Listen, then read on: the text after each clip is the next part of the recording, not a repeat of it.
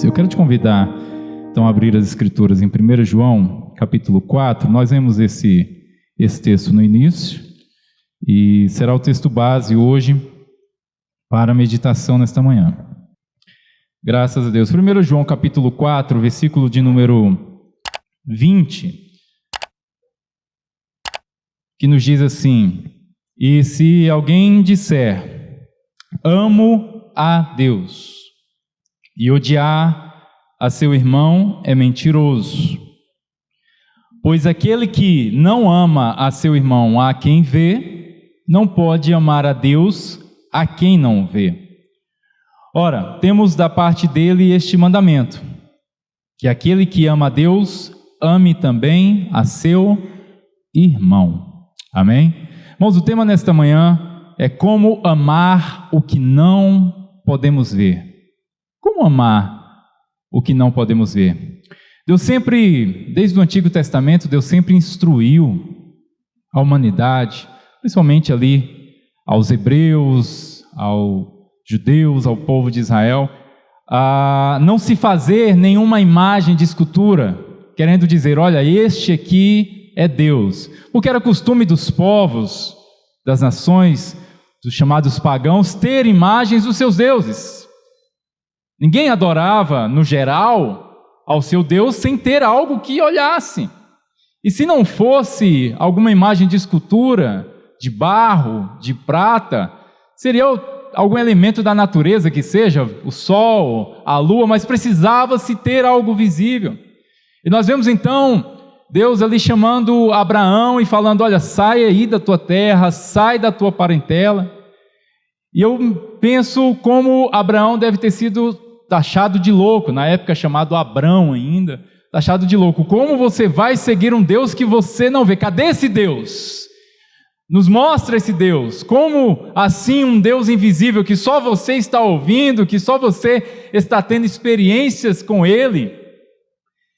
Mas isso foi se perpetuando, então não se deve ter imagens. Moisés vem com mandamentos, pessoas morreram por causa disso. Não se deve ter imagens, não se deve adorar imagens. A gente vê ali Daniel e todos os profetas daquele momento, né? Sadraque, Mesaque, Abednego, a questão de não se curvar diante de imagens, isso vem se perpetuando. O próprio João diz, né, que ninguém jamais viu a Deus. Paulo, quando ele chega no Areópago, ele vai falar sobre aquelas imagens e ele prega ao Deus desconhecido e que Deus não precisa de imagem de ouro e de prata. Então nós vemos em toda a Escritura essa questão de que eu não preciso ter uma imagem de Deus para que eu deva adorá-lo. Aí a gente entra na Idade Média, a gente vê todo o movimento em se utilizar algum tipo de imagem, pinturas, algumas esculturas, mas muito pintura, para ensinar os povos. A gente precisa ensinar através de imagens. E aí as pessoas constroem imagens de Deus. É tanto que aquela sua imagem que você pode ter na lembrança lá longe, de Deus no céu, nas nuvens, um velho, uma barba, né, um senhor idoso, isso vem desde lá, da Idade Média, porque começou-se a romper com isso de que eu não preciso ter uma imagem. As pessoas pensaram, vamos colocar uma imagem para facilitar, vamos mostrar para as pessoas alguma coisa. Com a Reforma Protestante, isso foi sendo derrubado de novo. Houve um movimento de que não precisamos de imagem. A Escritura fala que eu não preciso de imagem. Vamos afastar isso. E aí veio todo o movimento. Hoje nós temos pessoas que acreditam precisar de algum tipo de imagem. E você hoje aqui, que talvez pode se orgulhar e dizer, graças a Deus, eu posso amar a Deus sem vê-lo. Eu posso adorá-lo, eu posso me voltar para Ele, voltar todo o meu amor sem precisar ter algo. Eu posso dizer, Jesus, Tu és lindo. Teve um tempo atrás, chamar Jesus de lindo era o costume, né? Jesus é lindo. Eu acho que, não sei se começou na Bahia, pastor. Né? O pessoal da Bahia gosta de falar, né? Jesus é lindo, Jesus é lindo. Eu conheci alguns irmãos da Bahia que eles falavam muito isso. Jesus é lindo. E Nós muitas vezes nos orgulhamos de que eu não preciso ter nenhum amuleto, nem nada para que eu possa ter a minha ligação direta com Deus. Então sim, eu posso amar a Deus a quem eu não vejo. Mas quem disse que eu vou falar de Deus esta manhã nesse sentido? Não é sobre ver a Deus. Não é por aí que nós vamos pegar. Eu acredito sim que você ama a Deus a quem você não vê. Mas eu te pergunto, o que mais você não está vendo? E por não estar vendo, você também não está amando. Amém, igreja? Vamos numa outra direção, talvez um pouco menos teológica e mais orgânica, talvez um pouco menos técnica e mais poética que seja, mas vamos partir para um outro lado. Primeiramente, eu quero te dizer que Deus ele sempre se revela, ainda que Deus ele seja invisível, e nisso nós estamos todos em concordância. Não se pode ver a Deus. Eu não tenho como, porque a única forma de eu observar algo, de eu ver, ainda que Deus, sabemos que Ele é espiritual, mas vamos dizer que nós não estamos vendo aqui, numa dimensão espiritual, estamos vendo com estes olhos. Mas ainda que fosse possível enxergá-lo e vê-lo como exatamente Ele é, isso só é possível quando você observa de longe. Sabemos hoje que a Terra é azul, porque Yuri Gagarin, o primeiro homem que esteve na órbita da Terra, um cosmonauta russo, uma das frases que ele falou ao chegar lá em cima foi o quê? A Terra é azul. Não sabíamos disso. Hoje, se eu te perguntar como é a Terra, se eu pedir para uma criança, desenhe o planeta Terra, ela vai pintar ali, de azul, com algumas partes em marrom ou em verde, para demonstrar a Terra, e muito azul. Mas não sabíamos disso, até que alguém, ao sair do planeta Terra e observá-lo de longe, percebeu, olha, eu consigo agora contemplar, e eu sei que ele é azul. Mas como nós poderíamos então observar a Deus e descrever Deus se não podemos sair dele? Se estamos nele, tudo está em Deus. Não é possível esse distanciamento, não é possível essa observância, mas ainda assim, Deus ele sempre se revela. Deus ele sempre quis se revelar ao homem, desde a criação. Sempre foi o propósito de Deus que a humanidade o conhecesse, a humanidade aprendesse, a humanidade o observasse, ainda que não com os olhos físicos, mas percebesse, Deus está aqui. Foi Deus quem fez, foi Deus quem criou. Vamos ver o que Paulo nos diz em Romanos, capítulo 1, verso 19, quando Paulo ele ensina isso à igreja de Roma, nos falando, 1,19 de Romanos. Porquanto, o que de Deus se pode conhecer. Então, irmãos, o que de Deus se pode conhecer significa que existe um limite aí para nós. Não conhecemos plenamente. Pelo contrário, viveremos eternamente para conhecer e prosseguir em conhecê-lo mais. Amém, igreja? Que este seja o desejo do nosso coração, porque é isso que vai acontecer. Então, o que de Deus se pode conhecer? Ele tem uma porção, ele tem algo que ele revela sobre si mesmo. E diz, é manifesto entre eles, porque Deus lhes manifestou. É interesse de Deus. O que de Deus se pode conhecer, Ele vai manifestar e vai mostrar a você. É do desejo dEle ter este relacionamento. É do desejo dEle que cada vez você chegue mais perto, conheça mais, o ame mais. É do desejo dele, e ele opera para isso. Você e toda a humanidade, todas as gerações, em todos os tempos e em todas as épocas, Deus sempre quis se revelar, e ele sempre trabalhou nesse sentido. Porque os atributos invisíveis de Deus, assim o seu eterno poder, como também a sua própria divindade, claramente se reconhecem. Claramente, não de uma forma obscura, não de uma forma, como sombras, mas o Senhor ele quer se mostrar sempre claramente ser percebido desde o princípio do mundo, sendo percebidos por meio das coisas que foram criadas. Então, Deus ele sempre quis se revelar. O Deus invisível sempre trabalhou em se revelar para a humanidade, os seus atributos, a sua divindade, o seu poder através das coisas criadas. Então Deus ele não se manifesta, e eu não consigo perceber a Deus naquilo que não foi criado por Ele. Deus ele se revela naquilo que foi criado por Ele, pelas mãos dEle. Porque o homem acha que cria, mas o homem não cria. O homem não tem poder para criar nada. Nós transformamos as coisas, pegamos aquilo que já está criado e transformamos em algo, mas não podemos criar nada. Então Deus não se manifesta, irmãos, aqui nesse púlpito, nessa madeira. Ao olhar para este púlpito eu não percebo Deus. Ao olhar para este microfone eu não percebo Deus.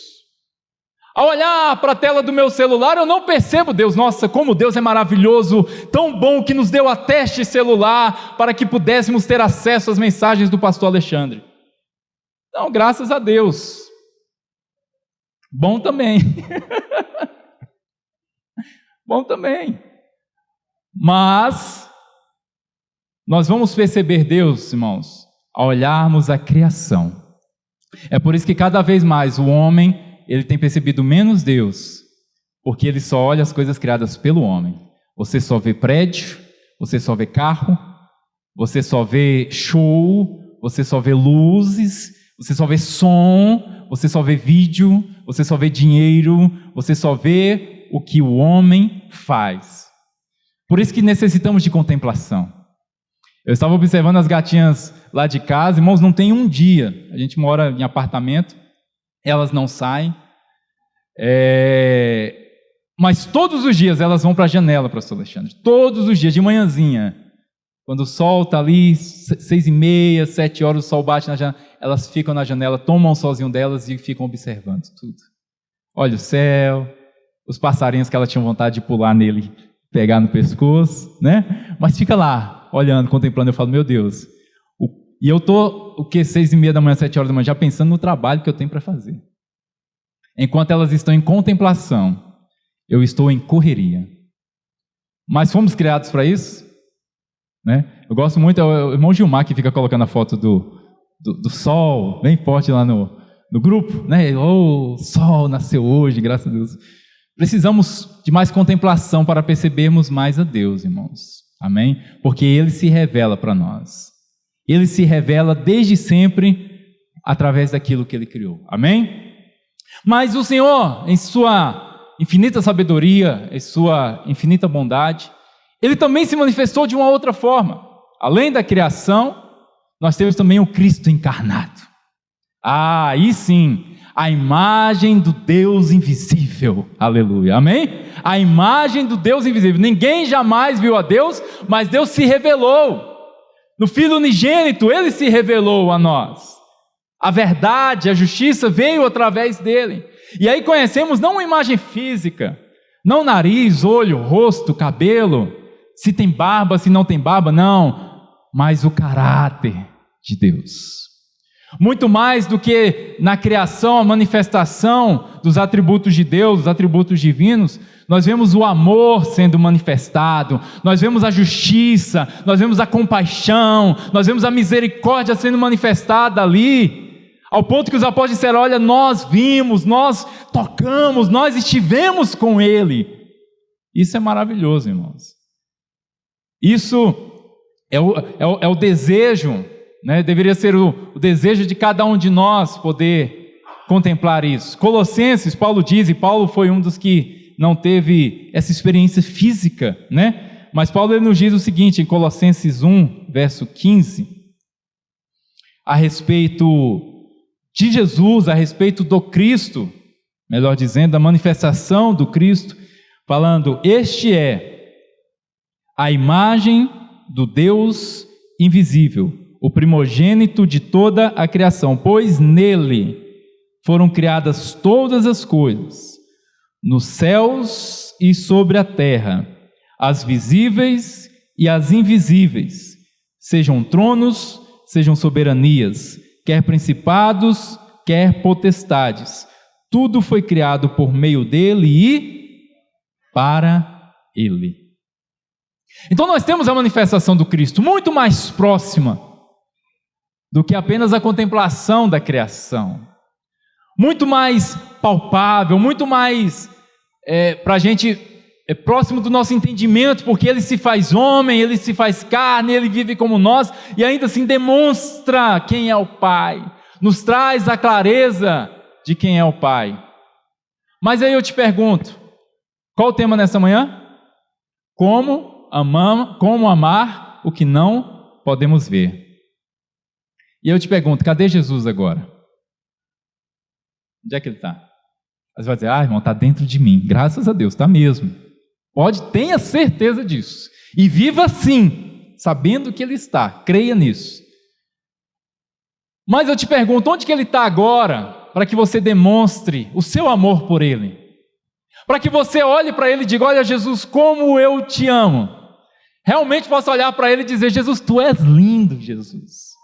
Ainda que Isaías diz que nenhuma beleza víamos. Não sei como era fácil de Jesus. Mas você poder olhar para ele e dizer para ele assim, igual você diz aqui na sua oração, Senhor, eu deixo tudo por amor de Ti. Eu amo o Senhor mais do que o meu trabalho, eu me importo muito menos. Eu amo o Senhor mais do que aquele meu carro automático de 250 mil que eu comprei, e eu gosto demais de andar nele, mas eu gosto mais do Senhor. Porque no dia a dia, irmãos, nós estamos gostando mais das coisas mesmo. No dia a dia, nós estamos demonstrando muito mais afeto aquilo que está aqui, palpável. Aquilo que eu pego, aquilo que eu toco, aquilo que eu tenho, aquilo que eu possuo, aquilo que eu comprei, aquilo que é meu. E às vezes fica tão subjetivo esse amor, né? A algo que, às vezes, colocamos no domingo de manhã. Se estivermos bem concentrados aqui, se cantarmos com muita fé as canções e se orarmos com muita fé durante as orações. E às vezes ficamos nessa parte subjetiva de amar a Deus, mas muitas vezes um Deus bem distante. Precisamos, irmãos, sentir a presença de Deus, o Espírito Santo agindo dentro de nós, mas não podemos viver apenas por uma emoção. O amor, irmãos, ele é uma força, o amor ele impulsiona. O amor ele tem que nos levar a algum lugar. E aí o que nós fazemos? Nós criamos então este amor que ele fica assim, subjetivo. Eu vou amar a Deus e é somente eu e Deus e mais ninguém. E aí nós fazemos como fizeram os apóstolos. O que eles fizeram? Quando Jesus ele ressuscitou, a Bíblia diz que ele passou 40 dias ali com eles, conversando, ensinando ainda, né, se revelando a muitos. Em algum momento no Monte das Oliveiras, a Bíblia nos diz que ele começou a subir, começou a elevar-se e foi para as nuvens. E a Bíblia diz que eles ficaram como, irmãos, neste momento? Olhando para o céu, olhando para o alto, lá. Aí tinha uns anjos lá, né, que ficaram olhando assim. O que esse povo está fazendo aí, né? E eles bobo, né? Olha lá, dá para ver ainda. E os anjos olhando assim, vamos lá conversar com eles, né? E eles lá, tudo bobo, olhando. E os anjos chegaram e disseram, por que vocês estão olhando lá para o alto? Ainda hoje, irmãos, muitos ainda estão assim, olhando, esperando uma visão, esperando uma voz, um sinal, um fogo, um OVNI. Tem gente esperando um OVNI, tem gente que acha que Jesus vai voltar no disco voador, está lá, olhando, vai vir alguma coisa. Que não seja literalmente, tem uns espiritualmente só olhando para cima também. Eu lembro de uma conversa de 2 pastores novos que estavam fazendo algumas entrevistas com alguns pastores que eles admiravam, né? Falaram, vamos conversar com eles para a gente, né, aprender com eles, pegar algumas coisas. E aí chegaram num pastor, convidaram ele, um pastorzão que eles conheciam, e perguntaram assim para ele, pastor, quem o senhor ouve? Ele disse, eu ouço a Deus.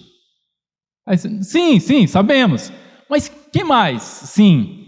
O que o senhor lê? Quem que o senhor escuta? Né? Tem alguém que o senhor compartilha, troca alguma ideia, aprende alguma coisa? Não, só eu e Deus.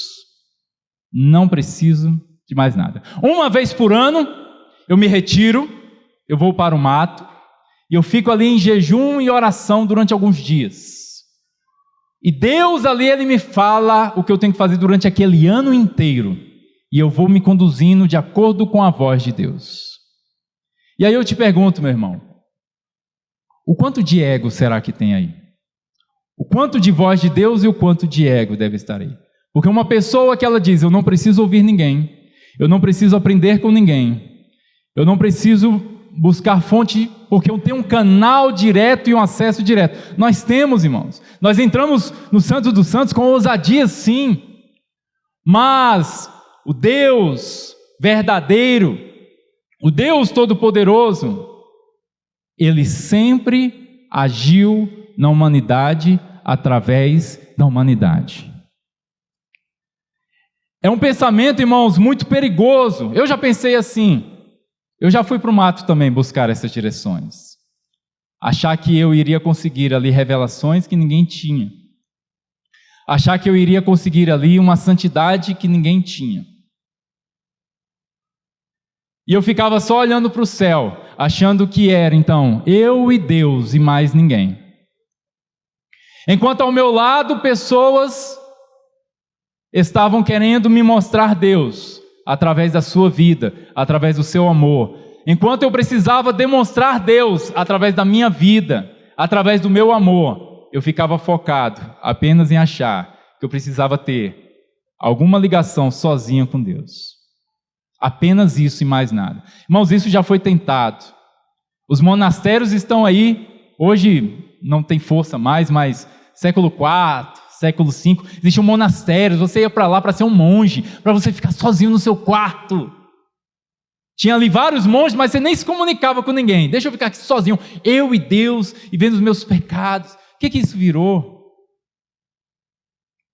E como eu disse para os irmãos, eu quero trazer talvez um pouco de poesia para os irmãos, mas não tanto poesia, mas não deixa de ser poesia.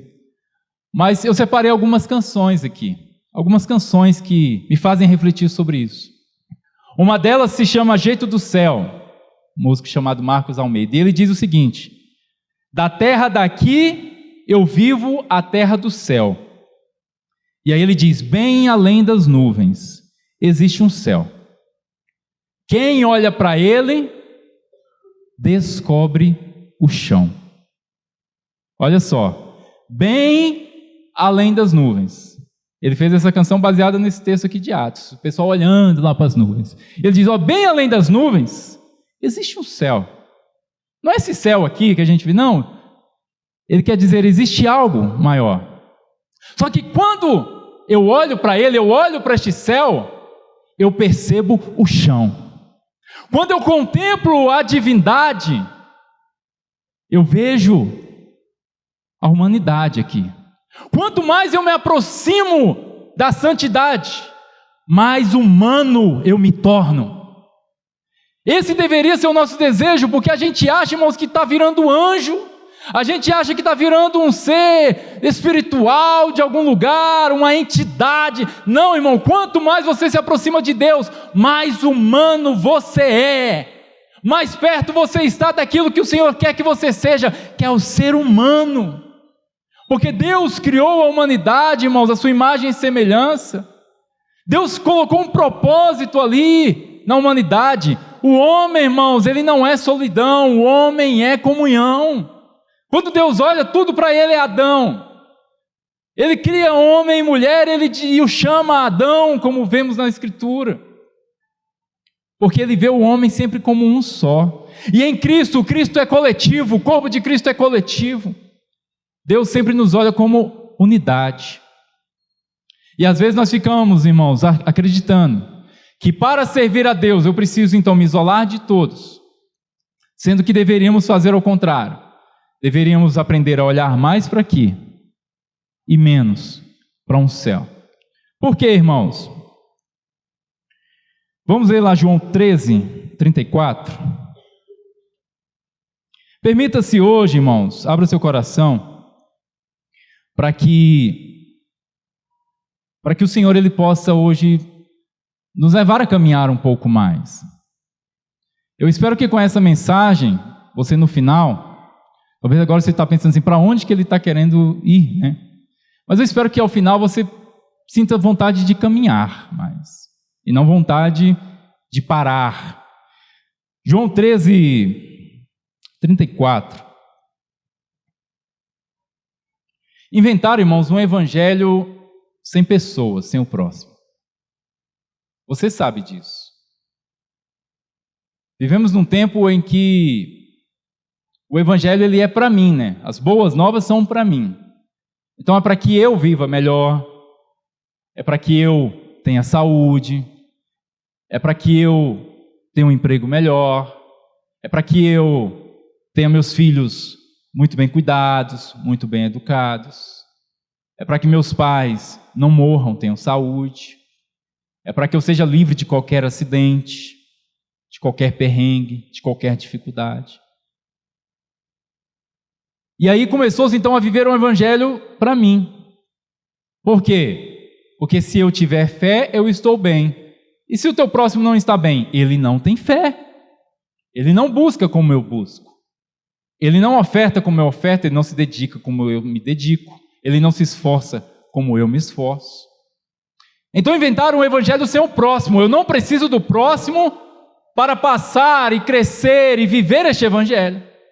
Desde que eu esteja de bem com Deus, desde que eu esteja buscando Deus, desde que eu esteja olhando para as nuvens.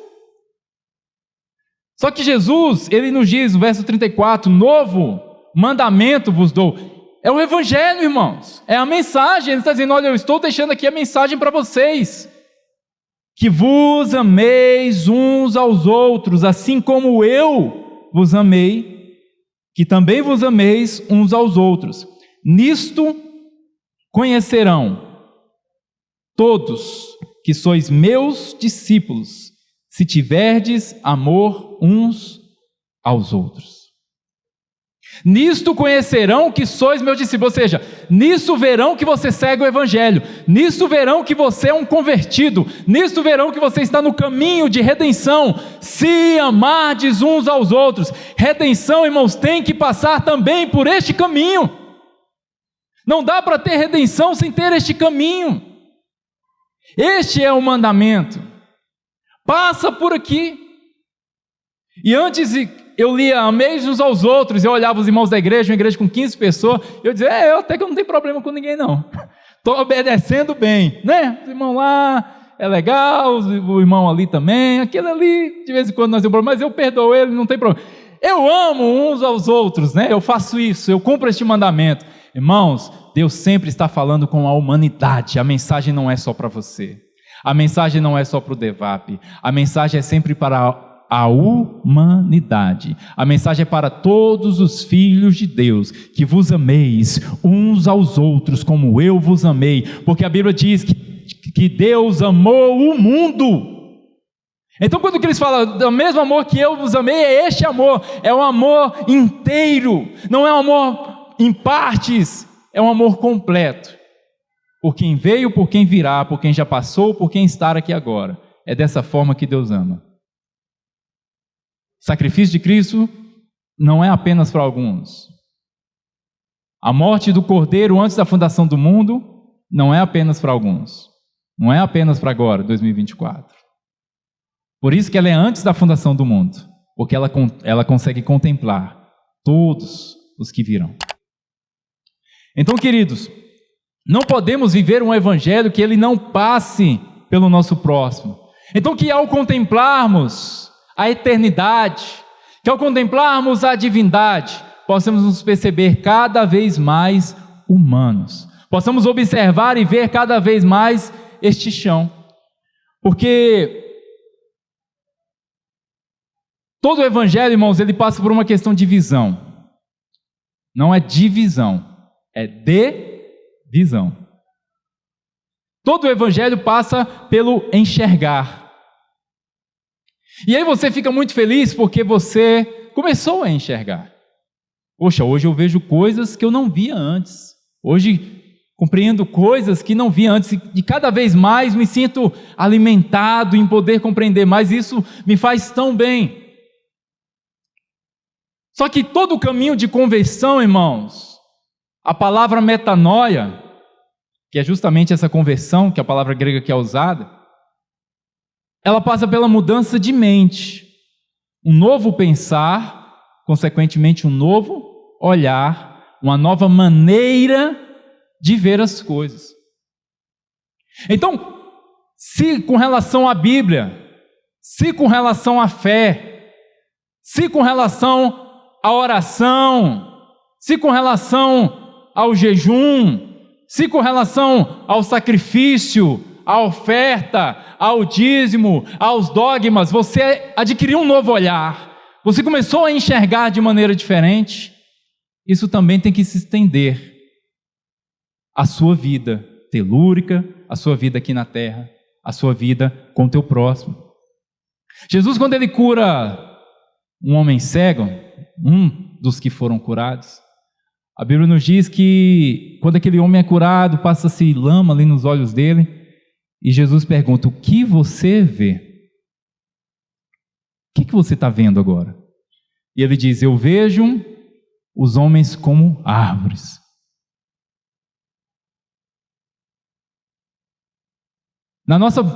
No começo da nossa fé, irmãos, nós tivemos esse toque. E aí você começou a ver os homens como árvores. Eu vejo assim, mas eu vejo eles distantes. Por quê? Porque eu estou tendo o meu momento com Deus. A gente só via violência, irmãos. O teu olhar estava voltado para a violência. O teu olhar só buscava o vício. O teu olhar só buscava a dor. O teu olhar só buscava coisas que eram terríveis. E o Senhor te tocou. Glória a Deus. O Senhor te transformou. Glória a Deus. E o que a gente começou a fazer então? Eu preciso buscar para olhar coisas boas de novo, porque eu olhava para cá, eu só via morte. Deixa eu buscar olhar coisas melhores. E aí você se debruça no Evangelho, ouve histórias, aprende, ouve sobre milagres, ouve sobre bondade, sobre amor. Você fala: nossa, essas coisas são melhores. Só que ainda não está completo se o teu olhar não voltar de novo para o teu próximo, para que você deixe de ver os homens como árvores e passe a vê-los como eles realmente são. Precisamos voltar a ver as coisas, as pessoas e percebê-las. Como eu vou amar aquilo que eu não vejo? Como? Se Deus ele fala, ama o próximo, isso sempre parece tão distante. Ah, tá, eu sei, amar o próximo. Tudo bem, mas como que isso acontece, irmãos? Normalmente é porque a gente não para realmente ver as pessoas. Crescemos, irmãos, os nossos pais nos dizem: olha, não ande com fulano de tal. Olha, fulano não vai em tal lugar, ou fale com essas pessoas. Não é isso que a gente faz? Eu sou pai. A gente tenta de uma forma muito simples proteger nossos filhos, falar: olha, não anda assim. Por quê? Porque a gente não conhece direito. Só que o problema, irmãos, é que a gente traz isso para o resto da nossa vida e para a nossa fé. E a gente tem certeza sobre como as pessoas realmente são. A gente conhece todas elas. A gente não rompe essa meninice. Os pais não estão errados. Eu não tenho como pegar uma criança de 6 anos e querer explicar nuances. A gente fala: ó, isso é isso, aquilo é aquilo. Só que a gente traz essa meninice para a fé e dizer: olha, fulano de tal não presta, fulano de tal não serve, fulano de tal não é bom, fulano de tal não é crente. O mesmo pensamento que ouvimos quando éramos pequenos. Aquele pai que diz: olha, Aquele seu amiguinho que gosta de Luan Santana, não anda com ele, não. Aquele seu amigo, aí você fala, nossa, Luan Santana, o pessoal for mais do rock, eles vão falar, não anda com o pessoal do Luan Santana, não. Mas o pessoal do Luan Santana vai dizer assim, olha, tá vendo aquele menino ali, fica pintando a cara, usa aqueles negócios, aquelas roupas pretas, rapaz, sai disso aí. Não é assim que a gente faz? Agora eu te pergunto, quando Cristo esclarece os nossos olhos, é dessa forma que a gente passa a olhar? Será que não existe ali um filho de Deus? Será que não existe alguém ali com debilidades, com fraquezas, igual você, da mesma forma que você é? Porque Jesus, irmãos, foi isso, ele não olhou essas coisas, Jesus só estava cercado ali de gente difícil, irmãos, de gente complicada.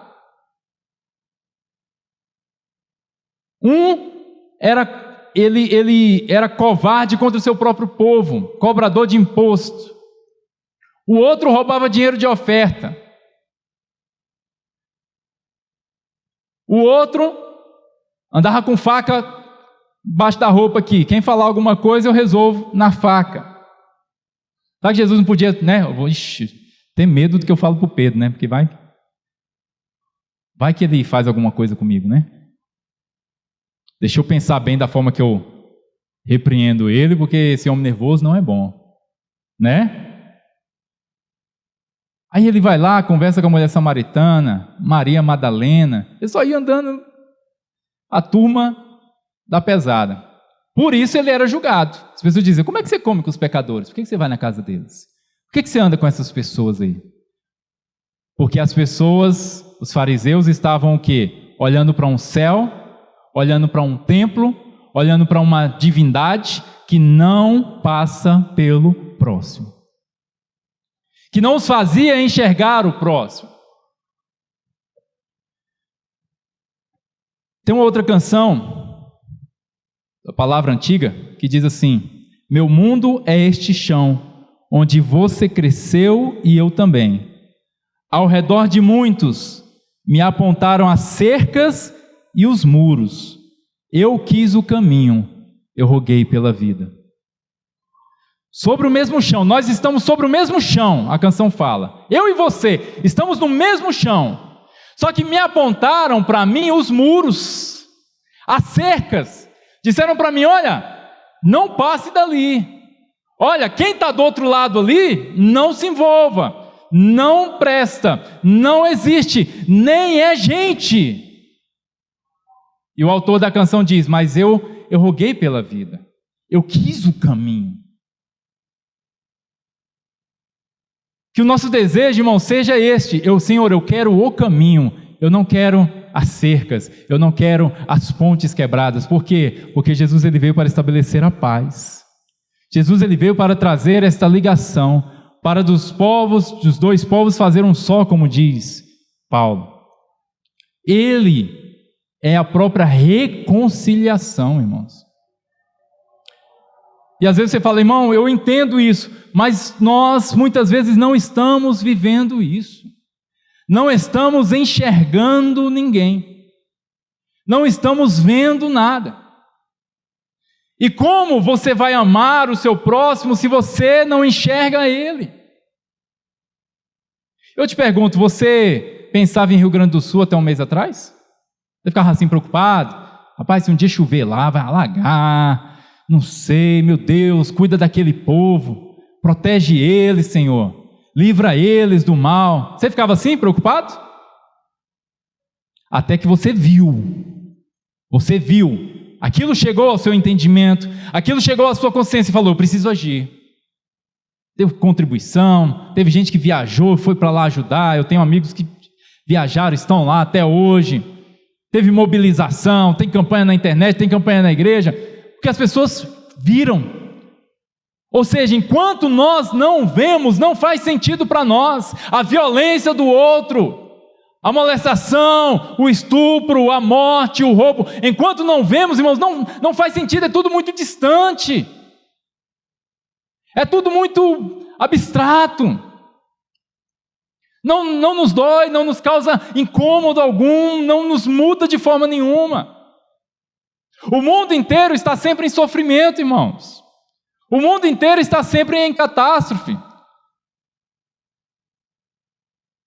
Mas você sabia que às vezes nós estamos e ficamos focados em nos preocuparmos, em conhecer, em aprender, mas isso às vezes não gera transformação dentro de nós? Essa é uma preocupação que eu tenho, pastor Alexandre, muito grande com a minha vida. O quanto que eu absorvo, o quanto que eu aprendo, que vira só pesquisa, leitura, escrever alguma coisa. Por isso que eu amo esse ministério. A questão, toda vez que o pastor Alexandre sobe aqui e fala a palavra orgânico, eu falo, amém, é isso. Eu preciso viver este evangelho, ele tem que ser real em mim, ele tem que funcionar em mim. Porque a gente fica preocupado, irmãos, com manifestação do anticristo, com pragas. A gente fica preocupado, os cavaleiros, os 4 cavaleiros do Apocalipse. A gente fica preocupado com as bestas e os bestas também. E aí eu te falo, irmãos, é mais fácil, presta atenção no que eu estou te dizendo, é mais fácil você imaginar o fim do mundo do que você imaginar a parousia do Senhor e a revelação dos filhos de Deus. Nós achamos muito mais fácil pensar, não, é o fim dos tempos. Quando eu falo fim dos tempos, irmãos, estamos no fim dos tempos, você já pensa, terremoto, morte, pragas, fome, lua em sangue, tribulação, arrebatamento, uns ficam, outros vão, uns morrem, tudo. Você não lembra da revelação dos filhos de Deus. Você não se preocupa com isso. Você não acha que isso realmente vai ser tão importante, porque é mais fácil imaginar o outro, a destruição, a morte, a guerra. Como que vai haver, irmãos, a parousia? Como que vai haver a manifestação dos filhos de Deus? Tem que passar pelo amor. É passando pelo amor. É quando nós chegarmos, irmãos, neste caminho, nessa nossa caminhada, neste ápice, em que finalmente os filhos de Deus serão revelados como eles são. É que finalmente nós chegaremos a este momento. Mas isso vai passar pelo nosso olhar e pela nossa consciência de que o amor ao próximo e o amor uns pelos outros, ele tem que ser real, ele tem que ser diário, ele tem que ser comum. Amém, irmãos? Os irmãos parecem que estão em outro lugar. Fica aqui. Eu estava vendo no Twitter, uma pessoa escreveu assim: eu odeio os crentes, eu odeio os crentes, em caixa alta assim, eu odeio os crentes, eu odeio os crentes, eu odeio os crentes. Estava braba. E algum tempo atrás, irmãos, alguns anos atrás, eu falaria assim: é isso mesmo. Você tem que odiar mesmo. Se você está odiando a gente é porque a gente está fazendo o certo, e você é do mundo, é do inferno, e você está lutando contra a gente, porque nós estamos na verdade, e você está incomodada com a verdade, você está incomodada com a pregação do Evangelho, ou você está incomodada, e Jesus já disse que nós seremos perseguidos mesmo, então está tudo certo, eu estou achando é bom, porque está se cumprindo a palavra. Eu pensaria assim, facilmente.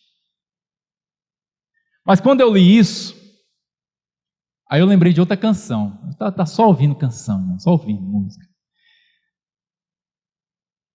Música do Eli Soares. Mauro Henrique gravou ela também. Aonde está Deus? E ela diz: se eu não consigo estender a mão ao meu irmão, aonde está Deus? E se eu não consigo fazer o bem sem olhar a quem, aonde está Deus? E se eu não consigo nem perdoar quem me ofendeu, aonde está Deus? E a canção continua perguntando assim, muitos perguntam e ninguém responde: onde está Deus?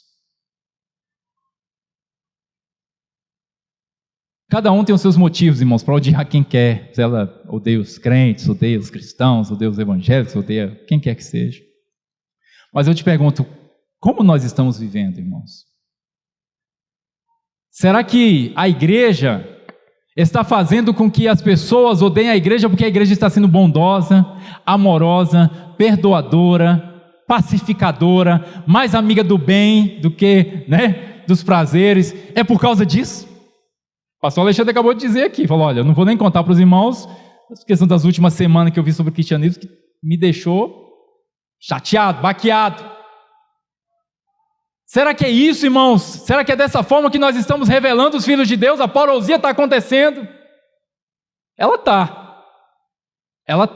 Mas será que ela não está sendo demorada demais por nossa causa? Não que Deus não vai fazer, ela vai acontecer. Vai acontecer. Mas será que você está deixando Deus ir trabalhando dentro de você? Aonde está Deus, irmãos? Aonde está Deus? Eu preciso acordar, eu preciso usar a vida que Deus me deu, o respirar que Ele me deu, para em tudo ser essa revelação de Deus aqui também, junto com a criação, junto com o Cristo, ser também revelação. Deus existe, e Ele existe em mim. Como eu posso dizer, Deus existe em mim? E a pessoa olha, rapaz, se isso for Deus, eu prefiro outra coisa. Eu estava ouvindo sobre a Inquisição, aquela época em que matavam as pessoas como bruxa, tacava fogo, aquele negócio. Aí eu fui ver, sou bem ligado nessa parte de história, e ouvindo um podcast sobre isso, 1000 pessoas, o Brasil não teve fogueira de matar ninguém queimado como bruxa, mas 1000 pessoas foram mandadas para Portugal, daqui, foram mandadas para ser investigadas lá. Os vizinhos denunciavam, fulano faz bruxaria, fulano faz isso, faz aquilo outro. E aí tem um relato escrito mesmo, de uma que foi pego o depoimento, de uma que disse, e falou para a Santa Inquisição, olha o nome, Santa Inquisição, e ela disse, olha, perguntaram, por que você disse que era do diabo? Você falou, seus vizinhos disseram, você falou que gostava era do diabo, por que você falou isso? Aí ela disse, porque vocês dizem que são de Deus, e eu não gosto de vocês. Eu não gosto de vocês. Então, se ao contrário de vocês é o diabo, ele deve ser melhor do que vocês são. Difícil, né? Difícil. Precisamos, irmãos, ter uma cura interior. E agora eu quero ir na direção de uma conclusão a respeito disso. Jesus, ele enxergava, irmãos, as pessoas, ele percebia. Você vê muitas vezes no Evangelho, e viu Jesus que a multidão não tinha o que comer. E viu Jesus, uma viúva que estava andando com seu único filho morto. E viu Jesus, várias vezes você vê isso. Já os discípulos também, o que eles fizeram, Quando eles viram Bartimeu, cala a boca, cego, não incomoda o mestre. Mas Jesus, ele tinha essa compaixão, ele enxergava, ele via, isso movia o coração dele. Mateus 25, 34, vamos ver Mateus 25, 34. Jesus, ele via, ele percebia, e ele nos chama a perceber isso na prática. Ainda, irmãos, isso que é importante, o amor, irmãos, nem sempre nós estamos totalmente conscientes do que nós estamos fazendo agora, por isso que tem que ser orgânico, porque ele não é ensaiado. Então, peraí, deixa eu anotar, eu tenho que dar bom dia, boa tarde para os meus vizinhos, para eu dizer que eu amo eles, não posso falar assim com meu filho, eu tenho que mandar para minha esposa todo dia um memezinho do TikTok, para ela sorrir, porque eu amo ela, porque eu a amo. Eu preciso tratar bem o meu chefe. Amar, irmãos, não é ensaiado. Por isso que vem de dentro. Por isso que é orgânico. Então você não fica contabilizando. Amei. Ixi, odiei. Não, aqui não deu. Vamos tentar de novo. Amei. Mais um. Aceitei. Mais um. Não. Aqui nós vemos Jesus nesse texto. Jesus fala de pessoas que amaram sem nem perceber. Mateus 25, verso 34. Então dirá o rei aos que estiverem à sua direita: vinde, benditos de meu Pai, entrai na posse do reino que vos está preparado desde a fundação do mundo. Continua. Porque tive fome e me destes de comer. Eu tive sede e me destes de beber. Eu era forasteiro e me hospedastes. Continua. Estava nu e me vestistes, enfermo e me visitastes, preso e fostes me ver. Próximo verso. Então perguntarão os justos: Senhor, quando foi? Quando foi? Quando foi que eu amei desse jeito? Eu não lembro de ter amado o Senhor assim. Lembra do que eu falei? Como amamos o que não vemos. João, ele disse: você que diz que ama a Deus e não ama seu próximo, você é mentiroso. João chama de mentiroso. Fala, não dá para amar a Deus sem passar pelo seu próximo. Porque quando eu levo a água ao meu próximo, eu amo a Deus. Quando eu levo o pão ao meu próximo, eu amo a Deus. Quando eu cubro o nu, eu amo a Deus. Quando eu visito o enfermo, eu amo a Deus. Quando eu ajudo o encarcerado, eu estou amando a Deus. Eu não tenho como amar a Deus sem ver o meu próximo. Não dá para passar direto, irmãos, porque a cruz, ela é horizontal, mas ela é vertical, mas ela também é horizontal. A cruz, ela faz isso. Tem um direcionamento a Deus. Você não vai orar para o seu irmão, não no sentido de orar por ele, mas orar para ele. Você não vai dizer: meu irmão, em nome de Jesus, eu te peço que você me abençoe, que você me dê, que você olhe. Não, você pede para o Senhor mesmo. Você fala com ele. Existe uma ligação, sim. Eu não estou dizendo que você não deve orar. Não coloque isso na minha boca. Ore, irmão, ore. Absorva a palavra, leia a palavra, medita. Mas torna todo este alimento em força e energia dentro do teu ser para amar o teu próximo. Para amar o teu próximo. Porque dessa forma nós estamos amando a Deus. Nós estaremos amando ao Senhor. A igreja precisa observar e precisa ver, irmãos, as coisas. A igreja precisa perceber a opressão. A igreja precisa perceber a maldade, a igreja precisa perceber as coisas, e não é militância, irmãos. Deus não chamou a igreja para ser militante, não. Ele não chamou, a função da igreja não é essa. Isso é função de outras coisas, de sindicatos, de grupos políticos, eles têm a função deles, mas a função da igreja é ser sensata. A igreja não pode deixar de ser sensata, a igreja não pode deixar de ver o mal e chamar o mal de bem. A igreja não pode ver o mal e chamar de bem. A igreja não pode deixar de ver a opressão ao pobre. A igreja não pode deixar de ver a maldade. A igreja não pode deixar de perceber as coisas. Olha o que Pedro diz, 1 Pedro 2,15. Chamando a igreja, que a igreja seja essa luz, que a igreja seja esse modelo, que a igreja seja essa manifestação da justiça, da bondade, do amor, da misericórdia do Pai. 1 Pedro 2,15, porque assim é a vontade de Deus, que pela prática, os irmãos digam prática, pela prática do bem, façais emudecer, calar a boca, a ignorância dos insensatos. É o desejo de Deus que pela prática do bem, os insensatos fiquem calados, porque eles estão cegos, não estão percebendo as coisas. A igreja percebeu e a igreja praticou o bem. Os filhos de Deus estão ali agindo. Próximo verso. Como livres que sois, não usando todavia a liberdade por pretexto da malícia, mas vivendo como servos de Deus. Eu não posso usar a liberdade, eu não posso usar o que Deus me deu para malícia.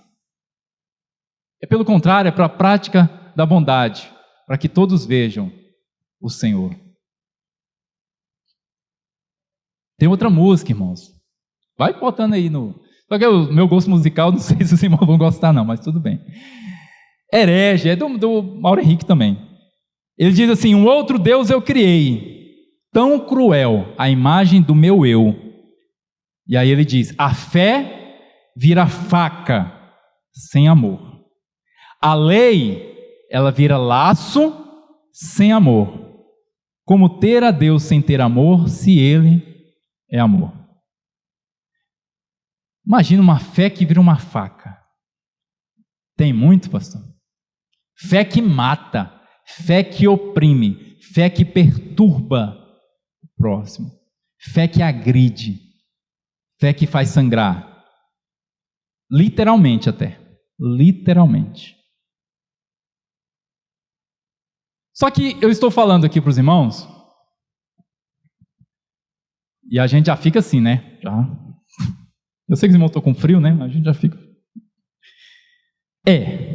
Mas quem é que vai me amar? É a primeira coisa que a gente fala, né? O ego vem lá no fundo, o ego estava dormindo. Você estava todo crente, aí vem lá. Aí ele está falando de amar o próximo. Mas quem é que vai te amar? Os outros te amam? Você vai ser besta? Você vai ser otário? Por quê, irmãos? Porque o ego diz o quê? Que amar o outro é fazer tudo que o outro quer. É fazer tudo que o outro quer e pronto, você vai ser besta, vai ser otário para ele. E a gente fica então tentando arrumar. Fala, não, mas eu amo, mas até tal limite. Meu amor tem medido. O amor de Deus não tem, mas o meu tem. Porque até tal coisa. Se eu achar que não dá mais, não dá mais. A gente fica tratando o amor, irmãos, pela nossa perspectiva. Você tem que pegar a perspectiva do Cristo. Você tem que pegar o que o Evangelho coloca como amor. E não o que a gente acha. Não o que a gente pensa sobre amor. Então, o primeiro pensamento é, mas quem vai me amar? Se eu ficar amando assim, as pessoas vão me tratar mal. E aí eu vou ter que continuar amando? As pessoas vão me bater e eu vou continuar amando? Irmãos, eu quero aqui em nome de Jesus te convidar, participe da redenção, viva a redenção. E a redenção tem que se passar pela cruz. A redenção é necessário passar pela cruz. E a haste horizontal da cruz é eu e você, você e o seu próximo, você e todas as outras pessoas. É assim, é uma comunicação horizontal. E não tem como você passar pela redenção sem você experimentar isso. Olha o que diz Hebreus no capítulo de número 5. Vamos ver o que Jesus fez. Nós precisamos aprender com Jesus. Jesus amou a todos, amém? Jesus é o exemplo de amor, é o modelo perfeito. Nele nós vemos plenamente o amor do Pai. Embora sendo filho, falando do Cristo, Jesus. Embora sendo filho, aprendeu a obediência, o quê? Pelas coisas, vamos lá. Aprendeu a obediência pelas coisas que sofreu, através das coisas que sofreu. Por ter sofrido, ele aprendeu a obediência. Ok? Então, o sofrimento de Cristo o ensinou cada vez mais a obediência. O sofrimento do Cristo fez com que ele amasse a semelhança do Pai. Ok? E ele sofreu o quê? Câncer. Foi câncer que o matou, que o afligiu. Um acidente. Caiu do cavalo, quebrou o pescoço. Lepra. Não. Tudo que ele sofreu, as coisas que ele sofreu e o que fizeram aprender a obediência foram causadas pelos seus irmãos. Pelos seus irmãos.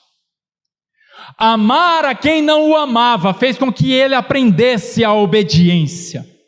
Amar a quem lhe bofeteava fez com que ele aprendesse a obediência e amasse mais o Pai. Amar quem o humilhava, quem o açoitava, quem o xingava, quem não o acreditava, quem ria, humilhava, é o que fez ele aprender mais a obediência e ser aperfeiçoado. Não temos como, irmão, ser aperfeiçoados. A gente acha que as coisas dessa vida, outras coisas, vão nos ensinar. Sabe o que disseram quando começou a pandemia? Eu lembro muita gente falando isso. O mundo vai ser muito melhor quando tudo isso passar. Porque tá vendo as pessoas aqui, estamos todo o mundo inteiro, olha só, uma coisa que afligiu o mundo inteiro está passando pela mesma coisa. Então, quando acabar, as pessoas serão outras. Haverá mais amor, haverá mais compreensão, haverá mais ajuda, companheirismo ao próximo. O que acontece? Guerra que não tinha antes, está tendo. Fome, assassinato a rodo. matança, estupro, maldade.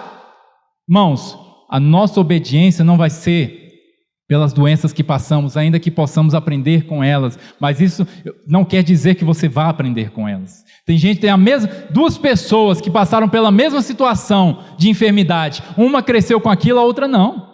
Isso dá para acontecer facilmente.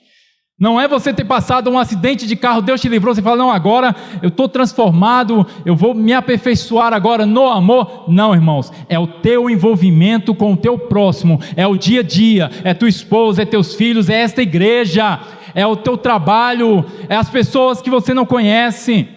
É isso que vai nos fazer, irmãos, sermos aperfeiçoados. Próximo verso, verso 9 diz: e tendo sido aperfeiçoado, tornou-se autor da salvação eterna para todos aqueles que lhe obedecem. Então, irmãos, eu não posso evitar este sofrimento.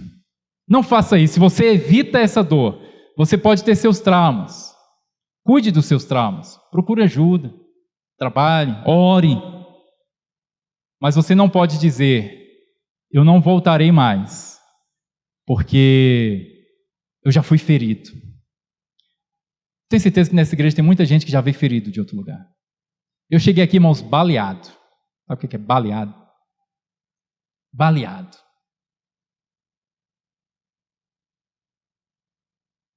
Mas eu encontrei restauração no Senhor.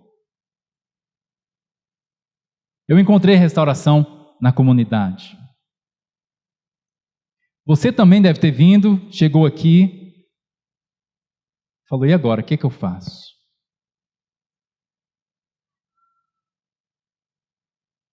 Mas você aprendeu a amar. Às vezes alguém que você nem teve tanto contato assim, por isso que você vai para o Devap Camping, para você ter contato, para você conversar, para você... a gente precisa... Irmãos, eu não tenho como, eu vou voltar para os irmãos, eu não consigo amar o que eu não vejo. Se você não se envolve com a sua comunidade, como você vai amar a sua comunidade, irmão? Se você sempre chega atrasado e sempre sai mais cedo, como é que você vai ter tempo de falar com os irmãos? Irmão, é porque às vezes, então às vezes, mas não sempre. Tenta um dia ficar um pouquinho mais. Tenta um dia chegar antes, toma café com os irmãos. Aproveite, se envolva. Não, mas eu não sei, não quero me envolver muito não. Você não vai experimentar a redenção. Isso não tem a ver com timidez, isso não tem a ver com nada. Isso tem a ver com que eu preciso passar por este processo em que o meu próximo, ainda que ele me fira, eu tenho que me deixar aberto para isso. E se ele me feriu, tem que haver o perdão. E quando haver o perdão, estaremos lá de novo. Porque foi isso que Cristo participou. E isso, irmãos, é graça. É graça. Para a gente finalizando, Tito 2, 11 e 13, nos diz assim, a respeito dessa graça. Aguardando a bendita esperança e a manifestação da glória do nosso grande Deus e Salvador, Jesus Cristo. Essa é a esperança. É isso que nós aguardamos. O que mais? O qual a si mesmo se deu por nós, a fim de remir-nos de toda iniquidade e purificar para si mesmo um povo exclusivamente seu e zeloso de boas obras. Coloca para mim o 11, por favor. Portanto, a graça de Deus se manifestou salvadora a todos os homens. 12. Educando-nos para que, renegadas as impiedades e as paixões mundanas, vivamos no presente século sensata, justa e piedosamente. A graça nos educa. A graça nos educa. E essa graça, irmãos, ela não é passiva. Ela deve ser um poder dentro de você. Essa graça, ela tem que te mover. O apóstolo Paulo, quando ele vai falar a respeito da graça salvadora, ele diz, olha, eu me esforcei e trabalhei mais do que todos eles, quando ele está falando sobre ter recebido a graça. Então Paulo, ele entendia que quando a graça vem, ele diz, para não tornar essa graça vã, ele falou, olha, eu recebi essa graça, eu tenho que fazer alguma coisa com ela. Ainda que não seja, irmãos, pelo seu poder, não é tanto que Paulo diz, é pela graça que eu consigo fazer. Mas essa graça ela tem que te mover, essa graça ela tem que te levar adiante, essa graça tem que te levar a algum lugar. Irmãos, que tenhamos esperança. Que o fim dos tempos para você não seja só terremoto, mas que seja a manifestação dos filhos de Deus. Que você tenha esse desejo, é o que eu aguardo, Senhor, é o que eu peço, é o que eu quero. O que Paulo diz, ficam agora fé, esperança e o amor. E o mais importante deles, o maior deles, é o amor. Mas por enquanto nós vemos apenas em parte. Mas ainda veremos mais. Ainda conheceremos como somos conhecidos, como diz Paulo. E aí fica uma última canção para os irmãos. Justamente isso. O nome da canção, o título dela é Em Parte, de Marcos Almeida. Eu tenho em parte, a parte que eu tenho é pouca para mim. Eu quero o inteiro, eu quero completo, eu quero tudo, eu quero a vida inteira em ti. E aí ele diz, faz enquanto eu ando, incompleto e imperfeito, até que um dia eu seja descoberto, sabido de mim e de um mundo refeito. E aí ele fala, eu quero a vida inteira, eu quero a vida cheia, eu quero tudo, até perfeito eu estar. Me olho e me acho em parte, em pedaços, eu desejo ser um. Meu Deus, me recebe, recolhe os meus cacos, traz paz no que eu faço e me torna amigo inteiro de mim, aqui. Faz enquanto eu ando, incompleto e imperfeito, até que um dia eu seja descoberto, sabido de mim e de um mundo refeito.